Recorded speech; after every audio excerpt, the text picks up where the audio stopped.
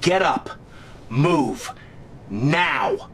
You deaf? I'm the pilot of this aircraft. I'm sorry, what? A real VIP is boarding, and I need this seat. So get your black ass to the back where you belong. I paid for the seat. He laughed right in her face. Paid? With what? Food stamps? People like you don't fly first class. You clean it. Her hands were shaking. Not from fear. From something deeper than that. Move before I call security and have them drag you off. Like the stray you are. 6 passengers. 12 eyes. Not one voice. Simone Fletcher stood up, grabbed her bag, walked to row 22. She didn't say another word. She just pulled out her phone and sent one text. That single text is about to change everything on this plane. The terminal at Hartsfield-Jackson Private Aviation smelled like jet fuel and fresh leather. Gate 7B had marble floors polished to a mirror shine. Crystal chandeliers hung from coffered ceilings. Soft jazz played from hidden speakers. Everything about this place whispered money. Simone Fletcher had walked through the automatic doors at 6:47 a.m., carrying a single canvas tote bag.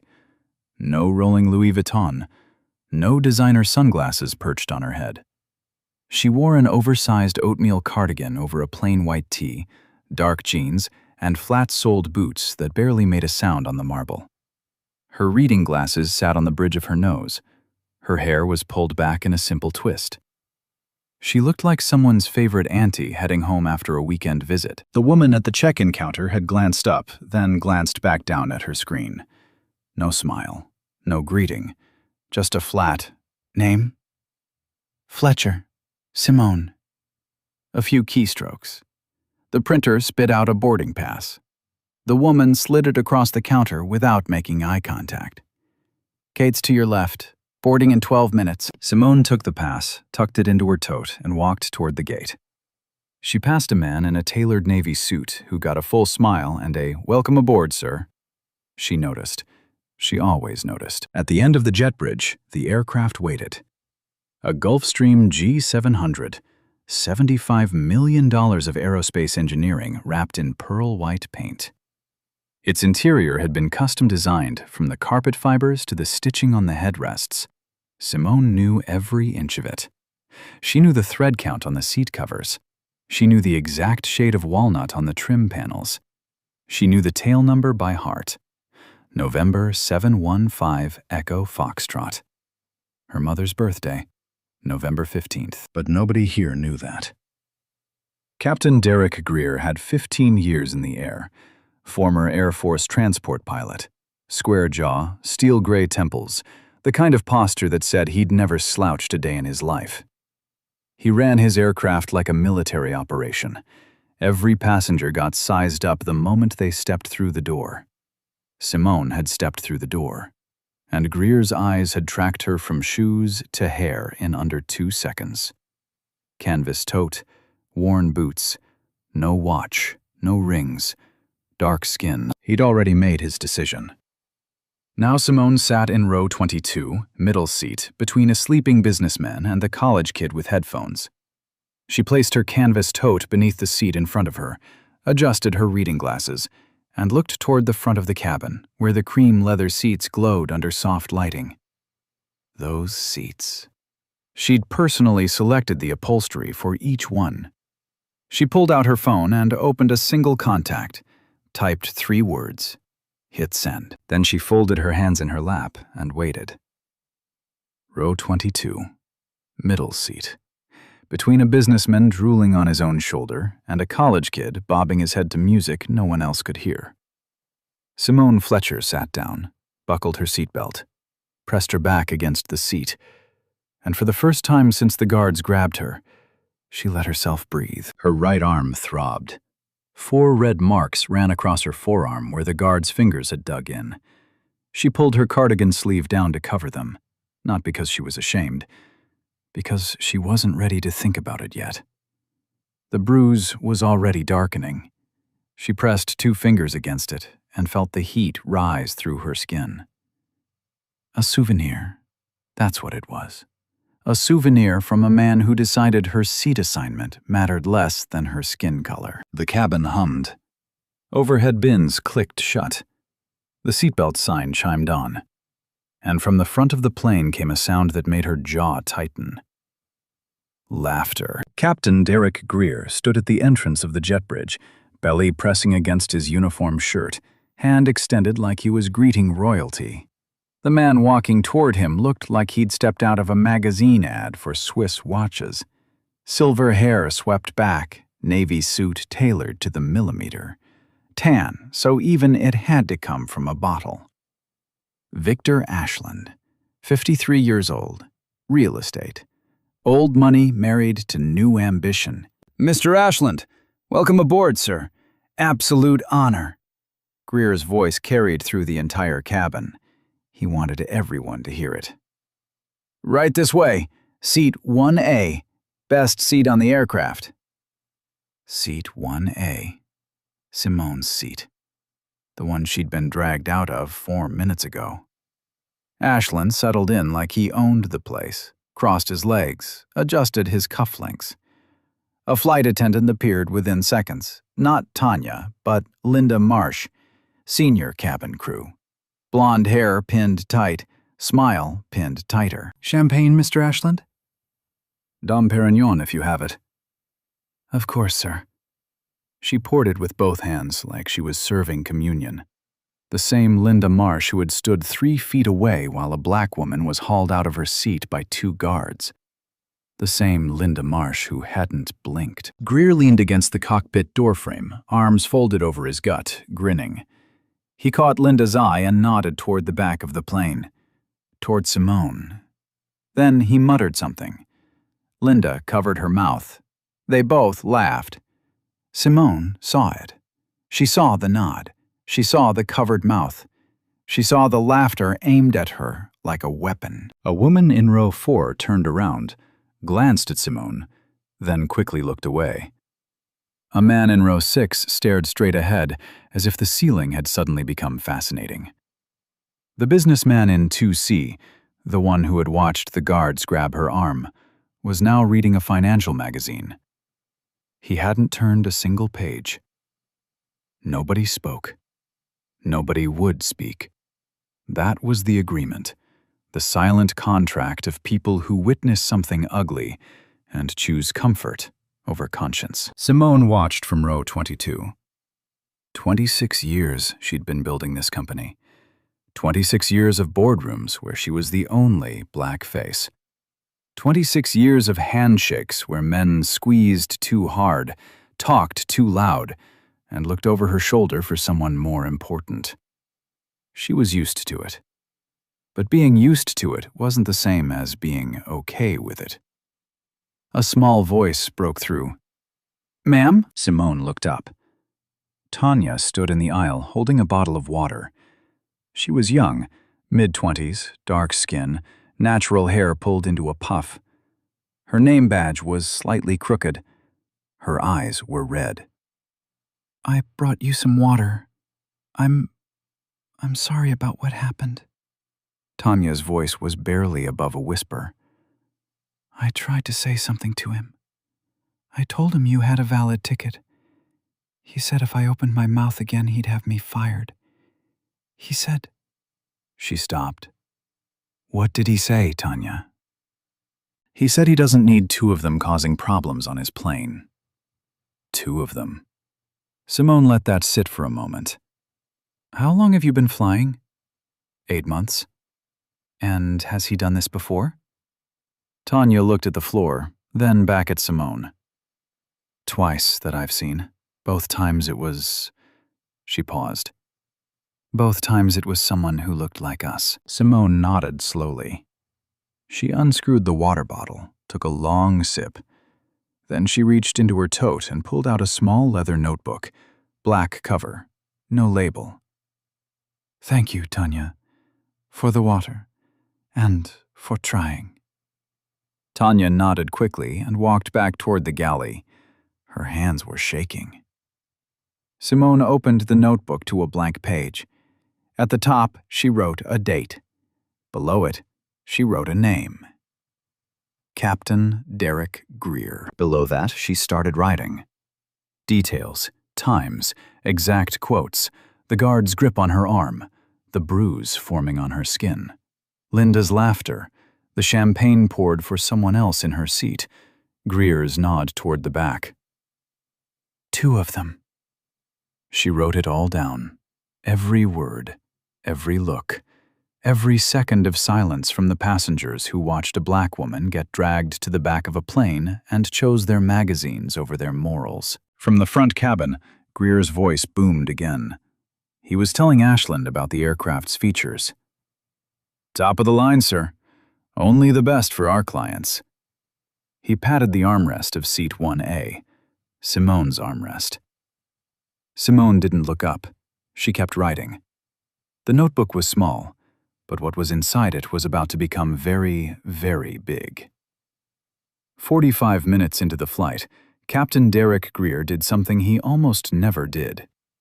He left the cockpit, not because of turbulence, not because of a mechanical issue. He left because Victor Ashland was the kind of man Greer wanted to be seen with, and the cockpit didn't have an audience. Greer squeezed his way down the first-class aisle, his belly brushing the armrest of seat 2C. He stopped at 1A and planted himself like a man at a cocktail party, one hand on the overhead bin, the other gesturing as he talked. "So, Mr. Ashland, what brings you to Atlanta?" Ashland swirled his second glass of champagne. "Business. Big one, actually. I'm closing a deal with Fletcher Aeronautics. You heard of them?" Greer's eyebrows lifted. "Fletcher Aeronautics? Course I have. Biggest private fleet on the East Coast. Military contracts, corporate charters, they're everywhere." "Everywhere." Ashland leaned back. "And I'm about to become their exclusive real estate partner. Every new hangar, every terminal lounge, every VIP suite. My company builds it." "That's massive. Who's the CEO? I've never seen them in the press." "Nobody has. Some recluse. Never does interviews. Never shows up at industry events. Just runs the company from the shadows." Ashland chuckled. "Honestly, probably some trust fund baby who inherited the whole thing from Daddy. You know how it is." Greer laughed. A big, belly-shaking laugh. "Oh, I know exactly how it is. These days, anyone with a rich father thinks they're a CEO." "Exactly. But their money spends the same, right?" Ashland raised his glass. Greer pretended to clink it with an invisible drink. They laughed again, louder this time. Then Greer tilted his head toward the back of the plane, lowered his voice, but not low enough. "Speaking of people who don't belong, you should have seen the one I had to remove from your seat earlier. Some black woman with a canvas bag trying to sit in 1A. He snorted. "I told security to handle it. Took about 30 seconds. Ashland smirked. "In first class? What is this, a bus?" "That's what I said. My plane, my standards." Greer patted the armrest of 1A. "This seat's for people who earned it." From row 22, Simone heard every word. She didn't flinch, didn't shift in her seat, didn't even look up from her laptop. Her face was a mask, perfectly still. But beneath that mask, something was being cataloged, filed, stored. Trust fund baby. Inherited from Daddy. Some black woman with a canvas bag. What is this, a bus? She thought about her father. James Fletcher. A man who spent 30 years on his knees under aircraft wings, with grease under his fingernails and pain in his lower back. A man who brought home a mechanic's salary and made it stretch across rent, groceries, and a daughter's dream of flight school. James Fletcher died at 58 from a heart attack on the tarmac of a regional airfield in Indiana. He never saw his daughter's company reach its first billion. Trust fund baby. The words landed on her like spit, but she didn't wipe them off. She let them sit. Because words like that had a way of becoming evidence. On her laptop screen, columns of numbers glowed. Maintenance reports for this aircraft, fuel efficiency logs, crew scheduling records, safety compliance audits. She scrolled through them the way a surgeon reviews scans before opening a patient up, looking for what's wrong, knowing she'd find it. And she did. Panel C on the starboard overhead compartment. A safety latch that should have been replaced during last month's inspection cycle. The maintenance log showed it as inspected and cleared. But the latch was loose. Simone had noticed it when the guards walked her past it. She'd heard the rattle, a sound that shouldn't exist on a properly maintained aircraft. She typed a note into her laptop, added it to the file. The college kid next to her, headphones still on, hoodie pulled up, glanced at her screen. His eyes widened. Spreadsheets, dashboards, fleet analytics with tail numbers and route maps. He looked at Simone, looked at the screen, looked at Simone again. She closed the laptop halfway, just enough to block his view, just enough to keep her secrets where they belonged. From the galley, Tanya watched Greer hold court with Ashland. She watched him laugh, slap the armrest, tell another story about some senator he'd once flown to Martha's Vineyard. She watched Linda Marsh refill Ashland's glass for the third time with a smile she never once offered to the woman in row 22. Then Tanya looked toward the back, toward the woman who had thanked her for a bottle of water, when she deserved an apology from the entire crew. Something wasn't right about this.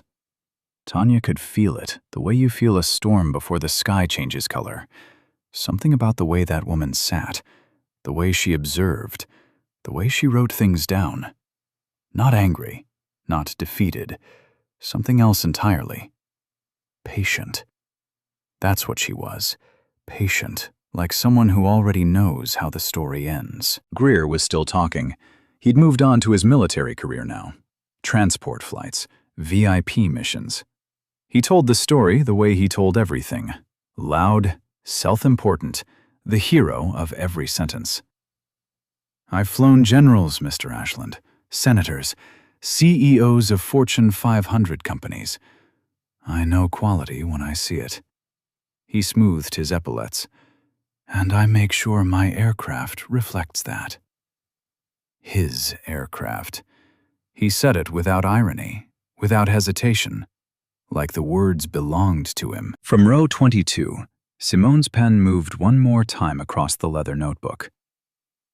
His aircraft. She underlined it twice. 35,000 feet above Georgia, a man was building a monument to his own ego in the front of a plane. And in the back, the woman who actually owned that plane was building something too. A case. The first time Simone Fletcher sat in a cockpit, she was 9 years old. It was a Tuesday. After hours at Midway Airfield, a small regional strip outside Gary, Indiana, where her father James worked as a line mechanic. The pilots had gone home, the ground crew had clocked out. But James Fletcher had one more fuel line to check on a Beechcraft King Air that had been leaking for 3 days. He brought Simone because her mother, Ruth, was pulling a double shift cleaning cabins at O'Hare. No babysitter, no family nearby. So Simone sat on a milk crate in the hangar and did her homework, while her father crawled under airplane bellies with a flashlight between his teeth. But that Tuesday, the Beechcraft's cabin door was open, and Simone climbed in. She didn't touch anything at first. She just sat in the left seat, the captain's seat, and stared at the instrument panel. Altimeter, airspeed indicator, attitude gyro. She didn't know the names yet, but she memorized the shapes, the positions, the way the gauges sat in their housings like eyes watching the sky. When James found her, he didn't yell. He climbed into the right seat, wiped his hands on his coveralls, and said, "You want to know what all these do?" She nodded. He taught her every instrument that night. Took 2 hours. She remembered every word. That was the beginning. Ruth Fletcher cleaned airplane cabins for 22 years. She scrubbed armrests, emptied sick bags, picked gum off tray tables, and vacuumed carpets that smelled like recycled air and spilled coffee. She did it at O'Hare, then at Midway, then at O'Hare again when Midway cut staff. She came home smelling like industrial disinfectant and never once complained. James worked the ramp at Midway Airfield until his knees gave out, then switched to engine work. He could diagnose a turboprop issue by sound alone. Mechanics half his age came to him for advice. The airline never promoted him, not once. In 30 years, he went from line mechanic grade 2 to line mechanic grade 3. 1 grade, 3 decades. He never said it was because of his skin, but Simone watched. And Simone counted. She counted the white mechanics who got promoted over him. She counted the supervisors who called him Jim when his name was James. She counted the Christmas parties he wasn't invited to. She counted it all in a notebook. Different notebook, same habit. At 17, she won a full scholarship to Purdue for aeronautical engineering. At 20, she had her private pilot's license. At 22, her commercial license. At 24, she was the youngest black woman in Indiana to earn an ATP, Airline Transport Pilot Certificate. Her father drove 4 hours to watch her get it. He stood in the back of the room, coveralls still on, grease still under his fingernails. When they called her name, he didn't clap. He just put both hands over his mouth and cried. 2 years later, James Fletcher collapsed on the tarmac at Midway Airfield. Heart attack. 58 years old. Dead before the ambulance crossed the access road. Simone was 26. She took his life insurance, $43,000, and leased a single Cessna 172. Started a charter service out of a hangar she rented by the month. She flew the routes herself. She answered the phones herself. She cleaned the cabin herself. Ruth told her she was crazy. "Baby, you have a degree. Go work for Boeing. Get a pension. Get health insurance." Simone said, "Daddy spent 30 years fixing planes for people who didn't know his name. I'm going to build planes that carry his." Fletcher Aeronautics. Named after a man who never sat in first class, never wore a suit to work, never flew as a passenger on any aircraft in his life. 18 years later, the company operated 43 aircraft across 12 states. Private charters, corporate contracts, 2 military logistics deals with the Department of Defense. Revenue north of $400 million. And every single plane in the fleet carried a tail number that meant something. A date, a name, a memory that only Simone understood. November 715 Echo Foxtrot. The plane she was sitting in right now. Her mother's birthday. November 15th. Ruth had retired 3 years ago. Simone bought her a house in Savannah with a garden and a porch and a view of the marsh. Ruth still kept a pair of cleaning gloves in the kitchen drawer. Old habits. Now Simone sat in row 22 of her own aircraft, bruise darkening on her arm, notebook open in her lap, listening to a pilot with a gut and a God complex tell a stranger that her company was probably run by a trust fund baby. She closed her eyes for a moment, breathed, felt the hum of the engines, her engines, vibrate through the seat. Then she opened her eyes, picked up her pen, and kept writing. James Fletcher never got justice. Not from the airline, not from the supervisors who overlooked him, not from the system that ground him down for 30 years and then let him die on the concrete. But his daughter was on this plane, and she had a notebook, and she had a name on every document that mattered, and she was just getting started. The seatbelt sign chimed on at 7:52 a.m. "Ladies and gentlemen, this is your captain speaking. We've begun our descent into Hartsfield-Jackson, Atlanta. Current weather is clear skies, 68 degrees. We'll be on the ground in approximately 14 minutes." Greer paused, then added, with the warmth of a man who saves his best voice for his best audience, "I'd like to extend a special thank you to our distinguished guest, Mr. Victor Ashland, for flying with us today. It's been an absolute privilege, sir." No mention of any other passenger. Not one. Ashland unbuckled his seatbelt, even though the sign was on. Nobody corrected him. Linda Marsh collected his champagne glass with a smile that could have been on a billboard. "I hope the flight was to your satisfaction, Mr. Ashland." Couldn't have been better. First-class service, first-class crew. He winked at her. She blushed. Greer came out of the cockpit one more time. He stopped at row 4, then row 10, working the cabin like a politician on election night. When he reached the back, he paused at the edge of coach and looked at the rows of passengers the way a farmer looks at livestock. His eyes landed on Simone. "Everything all right back here?" He said it to the section, but he was looking at her. "I hope the accommodations are," he paused, smirked, "suitable for everyone." The businessman next to Simone shifted uncomfortably. The college kid didn't notice. Simone met Greer's eyes, held them for exactly 2 seconds, then looked out the window.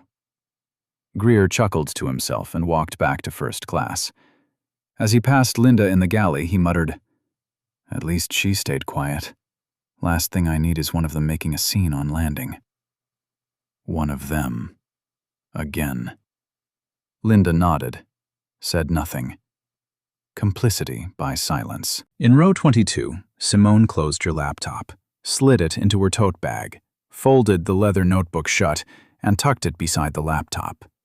Then she straightened her cardigan, adjusted her reading glasses, and sat back. The plane descended through layers of cloud. Atlanta spread out below, highways like veins, buildings like teeth, the airport a sprawling organism of concrete and motion. Simone knew every runway, every taxiway designation, every square foot of the private terminal her company leased on the east side of the field. She pulled out her phone. One notification. A reply to the text she'd sent 2 hours ago. 3 words.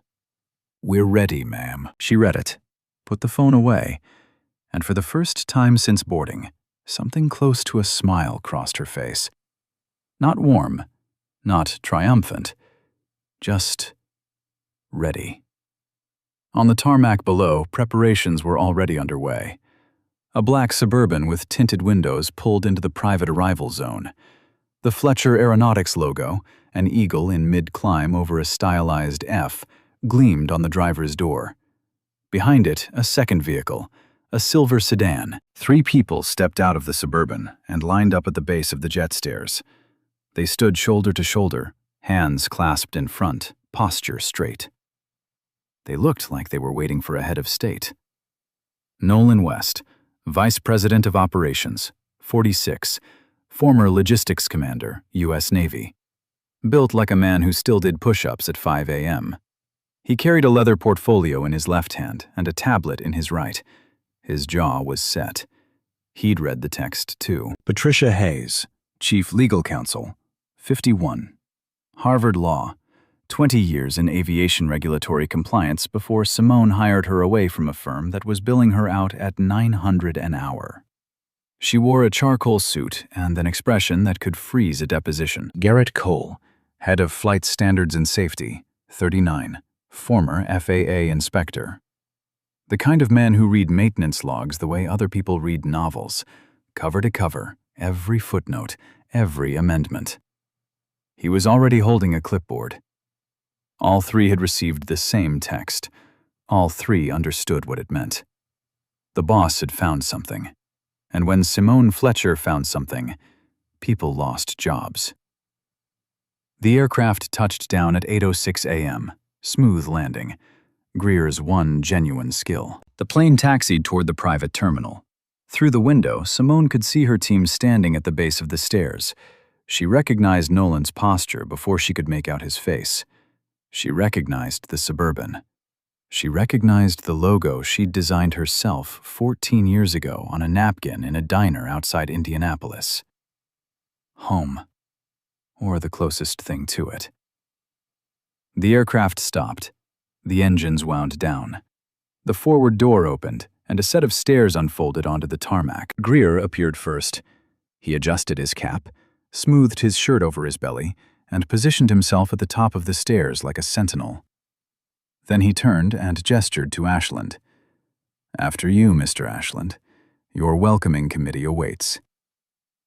Ashland stood, buttoned his jacket, shot his cuffs, walked to the door with the confidence of a man who assumed every room and every tarmac was arranged for his arrival. He descended the stairs. Broad smile, right hand extended. He walked straight toward Nolan West. "Gentlemen, Victor Ashland, here for the Fletcher Aeronautics Partnership meeting." He thrust out his hand. "Which one of you is running the show?" Nolan glanced at Ashland's hand, shook it once.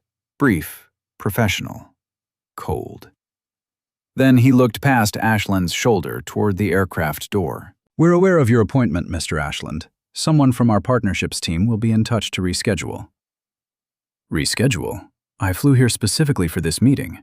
Our CEO hasn't deplaned yet." Nolan's eyes stayed on the aircraft. "We're waiting."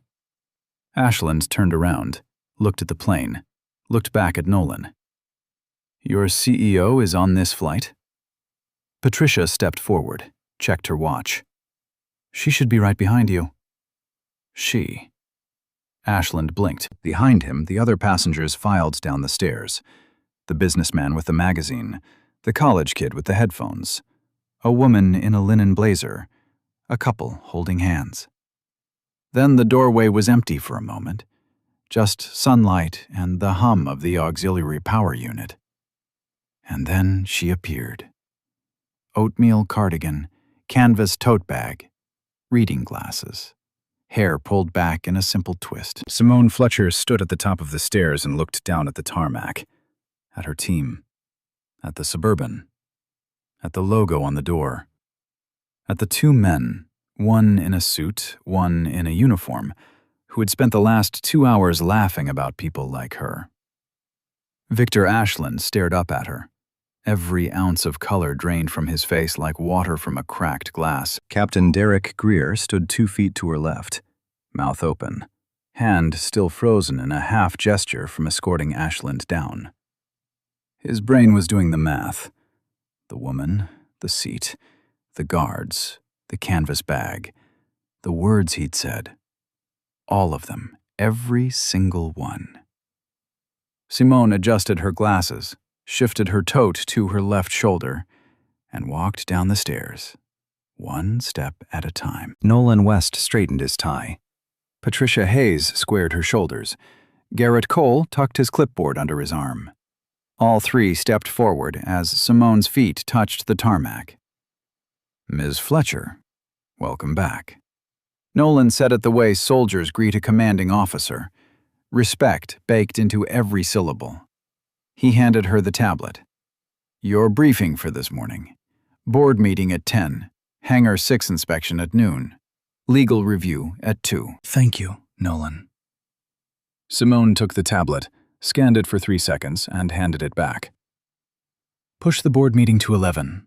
I have something to handle first." Behind her, Victor Ashland hadn't moved. He stood on the tarmac like a man whose parachute had just failed. His right hand, the one he'd extended to Nolan moments ago, hung at his side. His mouth opened, closed, opened again. "I'm sorry. Did you say Ms. Fletcher? As in, Fletcher Aeronautics?" Patricia turned to him. No smile. "Simone Fletcher, founder and CEO." "Yes." Ashland's eyes darted from Patricia to Simone, to the cardigan, to the canvas tote, to the reading glasses. His brain was rewinding the last 2 hours. Every joke, every laugh, every sip of champagne in seat 1A. The seat that belonged to the woman standing in front of him. "Ms. Fletcher, I had no idea. You didn't know." Simone's voice was level. No heat, no tremor. Just facts. "That's evident, Mr. Ashland." Simone turned away from Ashland, slowly, deliberately, like a judge turning from a witness who had already convicted himself. She walked toward the aircraft stairs, toward Captain Derek Greer. Greer hadn't moved from his spot near the door. His face had gone from red to white, to a shade of gray that belonged on a hospital wall. Sweat beaded on his forehead despite the morning air being cool. His belly, which had pressed so confidently against his uniform shirt all morning, now seemed to sag, like the air had been let out of him. Simone stopped 3 feet in front of him. She didn't step closer. She didn't need to. "Captain Greer," he swallowed. Ms. Fletcher, I'm going to ask you 3 questions. I'd like honest answers." Greer's mouth worked. No sound came out. Behind him, Linda Marsh had appeared at the aircraft door. Her face was the color of milk. Her hands gripped the doorframe so hard her knuckles were white. Simone's voice stayed calm, measured, the same tone she used in boardrooms when a contractor tried to overbill her by 6 figures. Question 1. On what basis did you order security to physically remove me from seat 1A and relocate me to the back of this aircraft? Silence.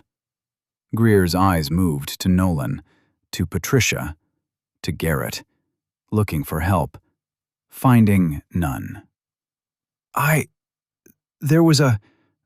Mr. Ashland was a priority client, and I made a judgment call based on what, Captain?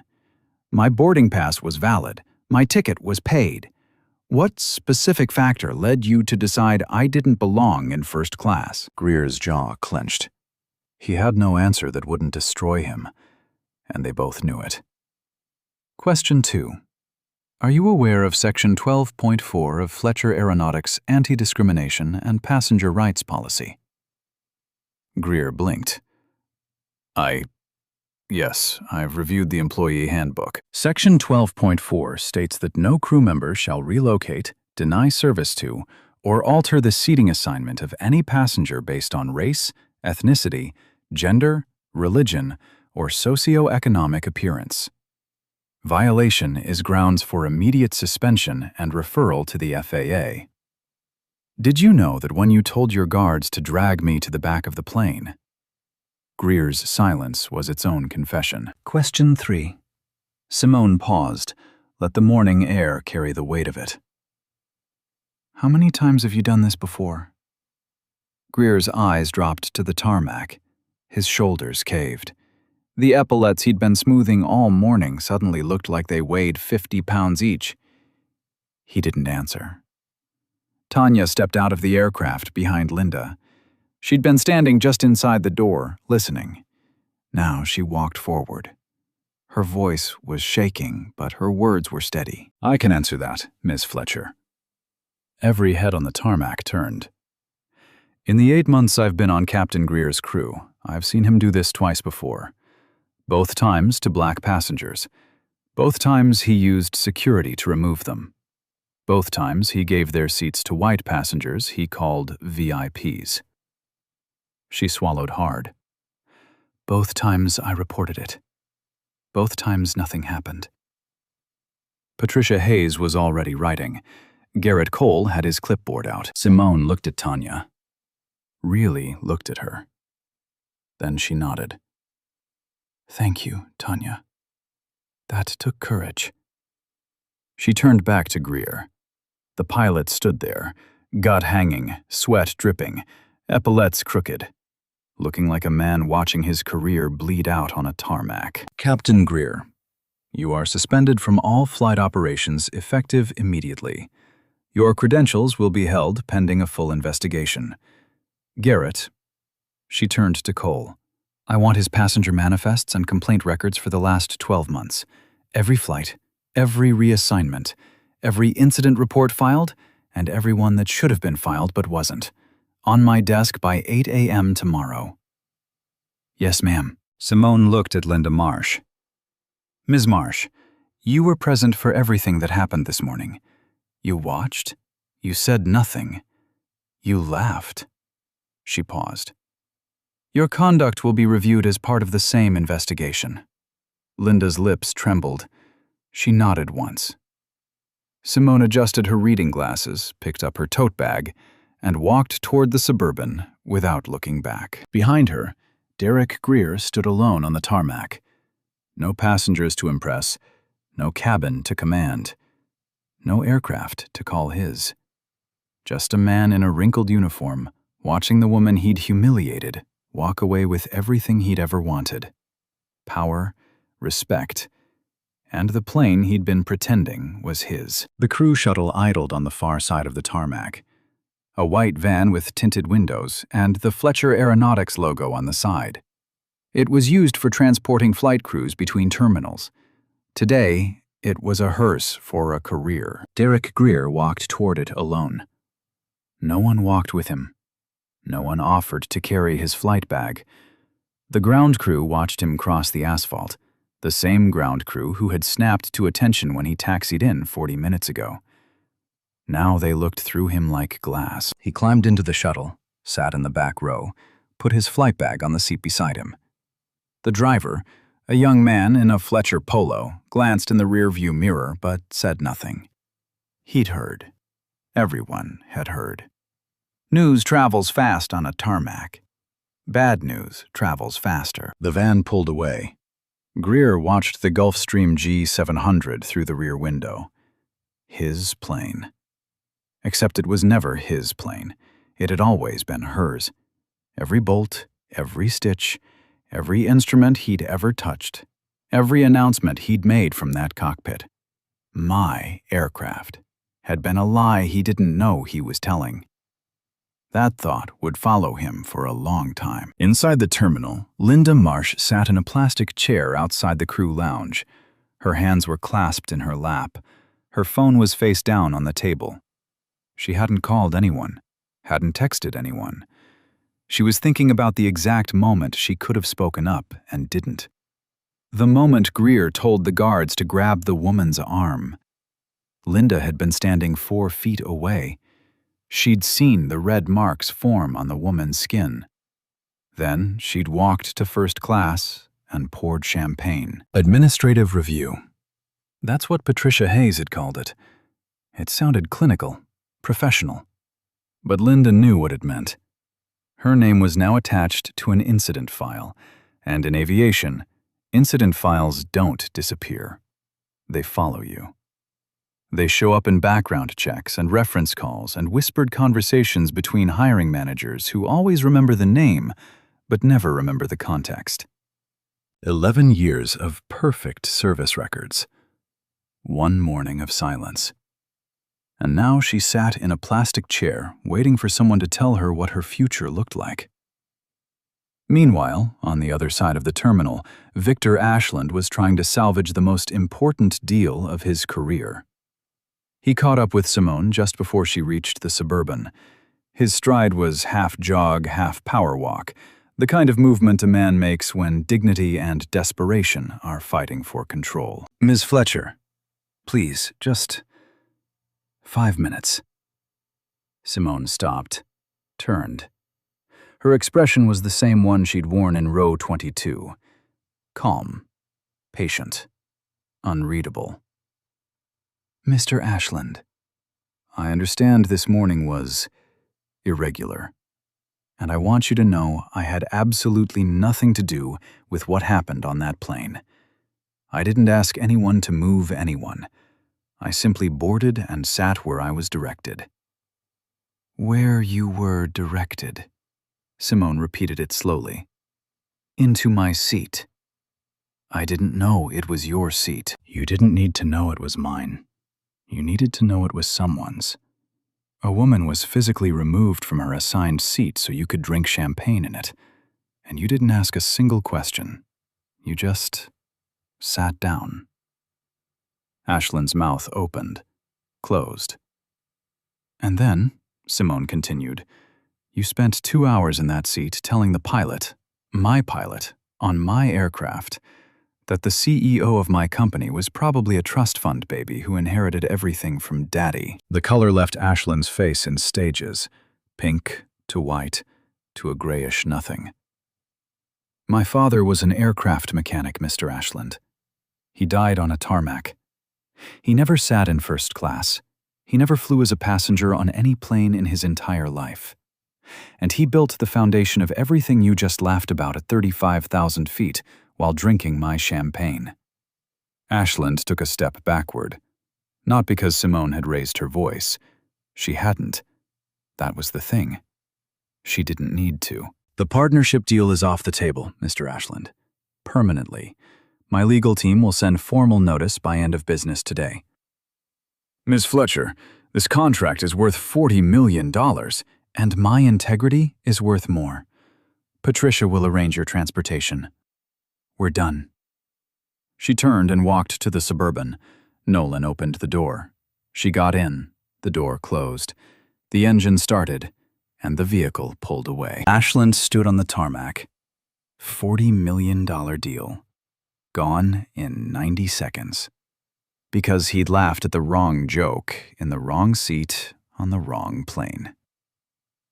Back inside the terminal, Patricia Hayes sat at a conference table with 2 junior attorneys and a stack of personnel files. Greer's records. 12 months of flight logs. And what they found made Patricia reach for her phone. 14 complaints. 14. Black passengers moved from premium seats without justification. 3 Latino families downgraded on international routes. 2 complaints filed by crew members, both quietly buried by a regional operations manager who had since been promoted. A pattern, not an incident. A system. Patricia called Simone from the conference room. Simone answered on the first ring. 14 complaints, all buried. There's also a crew member complaint from Tanya Brooks, filed 6 weeks ago. It was marked resolved without any follow-up. Simone was quiet for 3 seconds. Then, fire the regional operations manager, refer Greer's case to the FAA, and get Tanya Brooks on my calendar for tomorrow morning. What for? A promotion. 3 months later, Fletcher Aeronautics made the front page of Aviation Weekly. Not for a new contract, not for a fleet expansion. For something no airline had ever done before. Simone Fletcher stood at a podium in the grand ballroom of the Atlanta Marriott Marquis. Behind her, a screen displayed the Fletcher Aeronautics logo and 4 words. The Dignity Standard Initiative. 200 aviation executives sat in the audience. Airline CEOs, FAA officials, union representatives, journalists from 6 countries.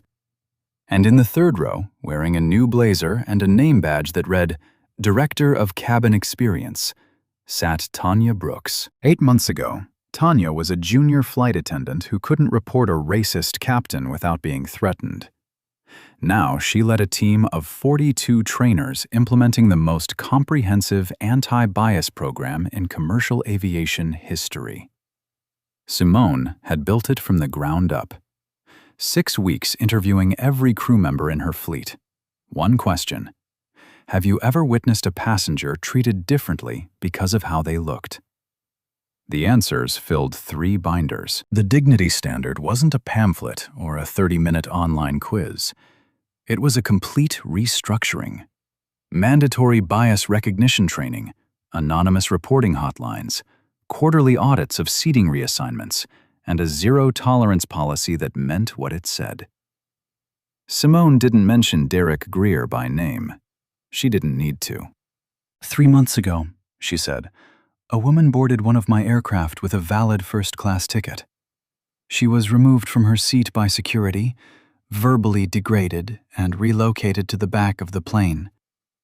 The reason was her skin. Silence. Not polite silence, the uncomfortable silence of an industry looking in a mirror. That woman was me. She let it land. And if it happens to me, the person who owns the plane, imagine what happens to the people who don't. The passengers who can't fire the captain, who can't cancel the contract. They just sit in row 22.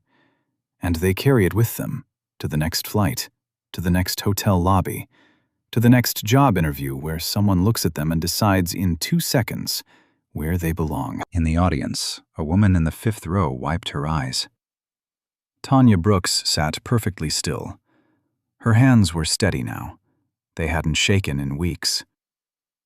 The dignity standard is about building an industry where a 9-year-old girl can climb into a cockpit after hours, stare at the instruments, and believe, truly believe, that one day that seat will be hers. She thought of her father, grease under his fingernails, 30 years under aircraft wings, a heart attack on a tarmac in Indiana. She didn't say his name, but she felt him in the room. The applause lasted 45 seconds. Tanya was the first to stand.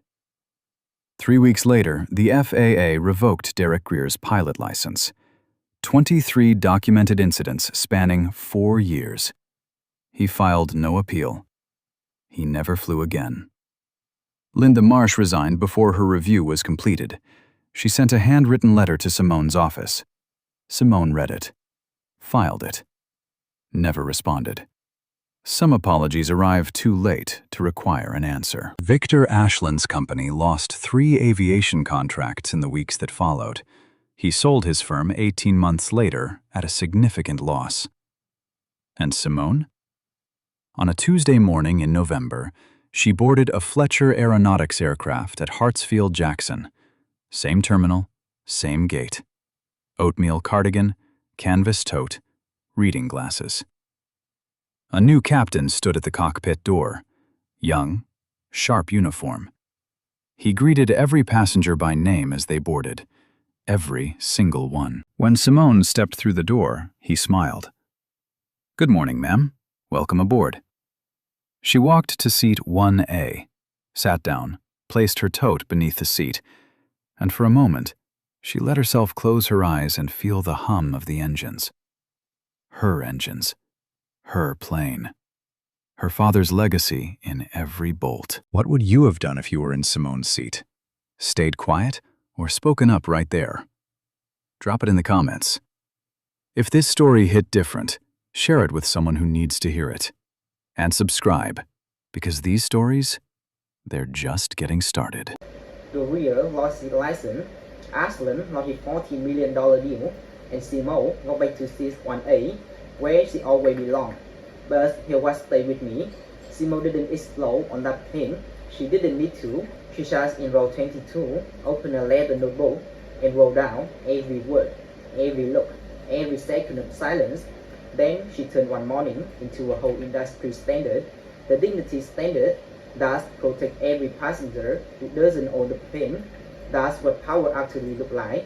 Not the loud voice in the cabin, not the man smoothing his airplane, calling it my aircraft.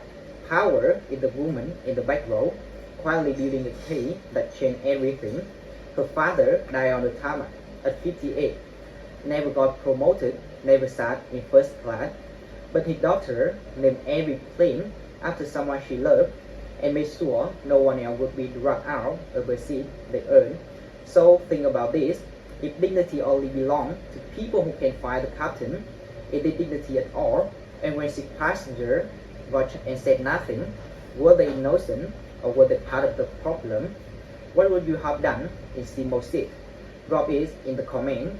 Share this if it hit different, and subscribe. This story as a getting started.